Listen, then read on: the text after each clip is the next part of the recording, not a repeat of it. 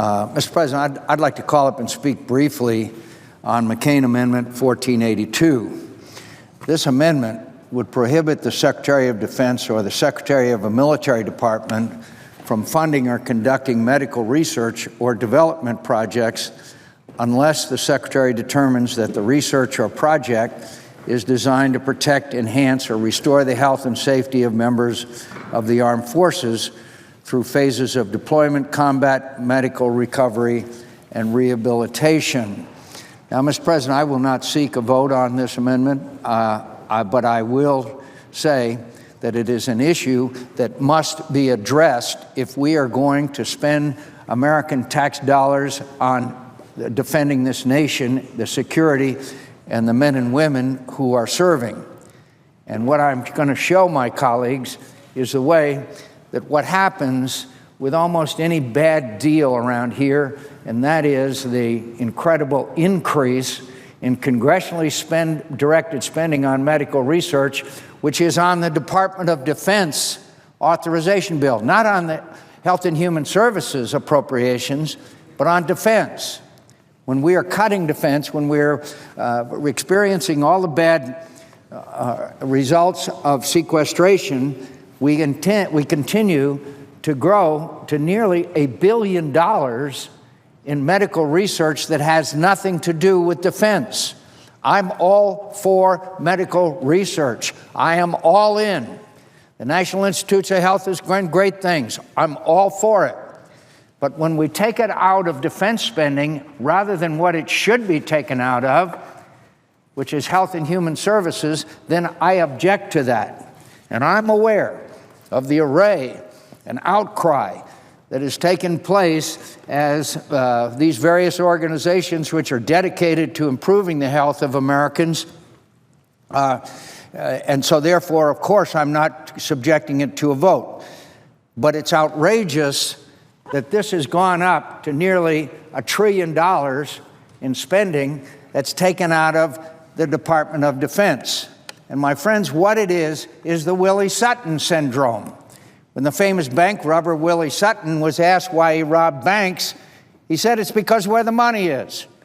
So this medical research, which has nothing to do with defense, comes out of the Department of Defense. It's wrong, and it needs to stop, as every scarce dollar that is earmarked for defense must go to the defense of this nation.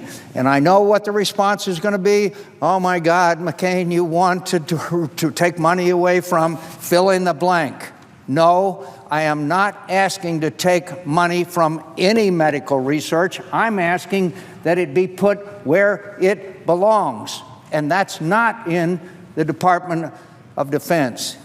It's not about disputing the great value of much of the medical research that Congress and America's taxpayers make possible. I'll match my record on support for medical research with anyone. Any person who has reached my advanced age likely has some firsthand experience with the miracles of modern medicine and the gratitude for all who support it. Much of the medical research for which Congress appropriates money each year helps to extend and improve the lives of many Americans. This amendment is not about the value of medical research, whether Congress should support it. And immediately, I will hear the response, waiting now, oh, McCAIN, you want to cut all of these very beneficial research that helps the lives of Americans? No, I do not. I want it appropriated from the appropriations bill, not from defense. This amendment about what part is absolutely about what departments and agencies of our government should be funding, what kinds of medical research, and specifically what the proper role of the Department of Defense is in this work.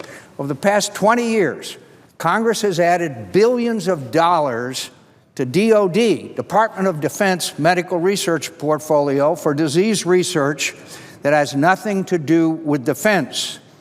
Since 1992, Congress has appropriated almost $10 billion for medical research in the Department of Defense congressionally directed medical research program, and only about $2.4 billion of that $10 billion was for research that could be considered in any way relevant to the military. To be sure, the Department of Defense has a proper and vital role to play in medical research that benefits the unique work of our men and women in uniform. Areas such as prosthetics, traumatic brain injury, and spinal cord injury, among others.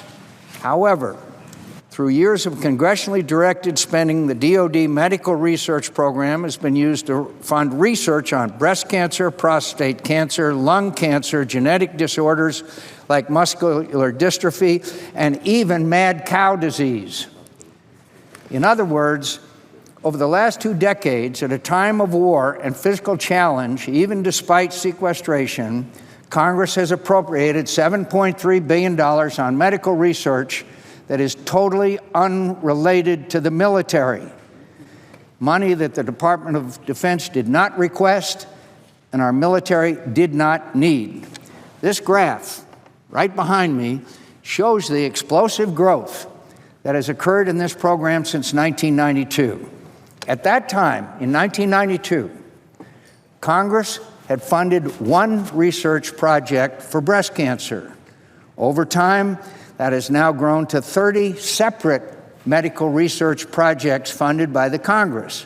Funding has increased by almost 4,000%, from $25 million in 1992 to almost $1 billion last year.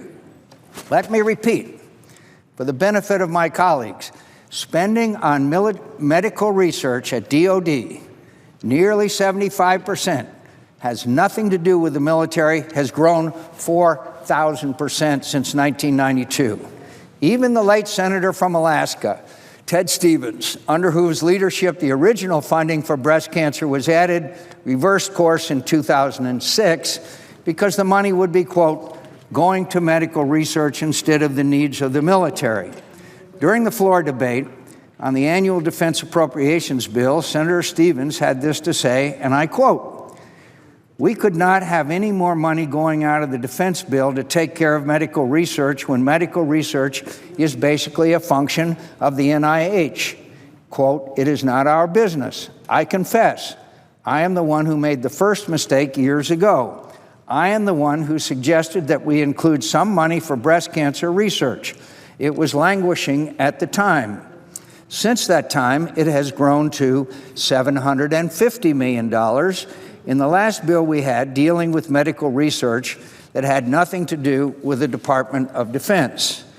My friends, when Senator Ted Stevens is saying that a congressionally directed spending program has gotten out of hand, you know there's a problem. And yet, despite the urgings of Senator Stevens in 2006, the problem has only gotten worse since then. Last year alone, Congress appropriated $971.6 million for medical research programs that the Department of Defense did not request in its budget. More than $280 million of that money was appropriated for cancer research in the defense budget, while 6 other federal agencies spent more than $50 billion on cancer research in fiscal year 2015.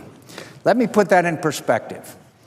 For the amount of money that Congress appropriated for medical research last year at the Department of Defense, again, most of which had nothing to do with the military and which the department did not request, we could have brought 12 F-18 Super Hornets, 2 littoral combat ships, or roughly 1 Army brigade combat team. My friends, in these days of sequestration, that is not acceptable. Once again,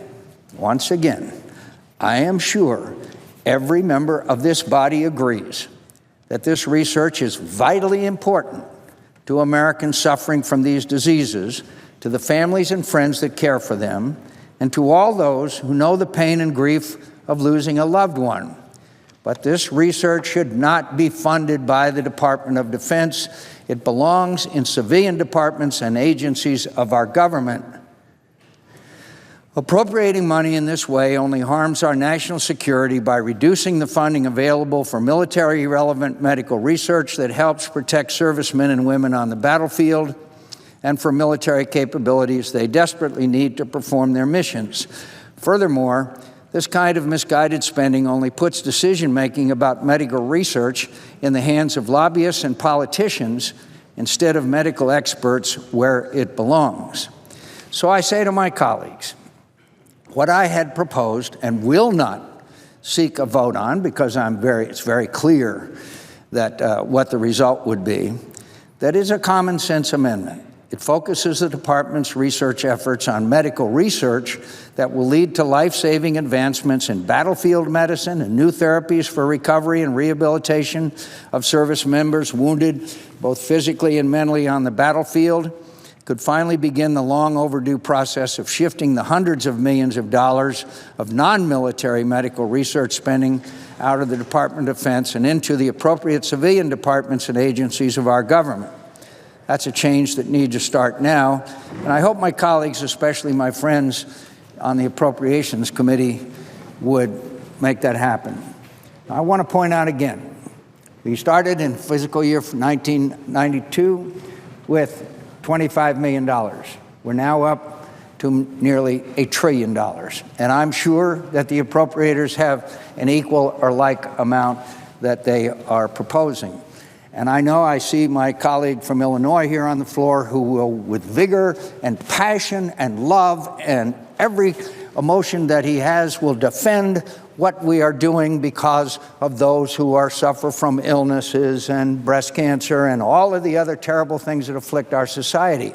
And I say to my friends who will come to the floor in a high dudgeon over what I am proposing, I am not saying that we should cut any of these programs, not a single one. We should probably increase them, but let's do them where they belong, and that is not in the Department of Defense.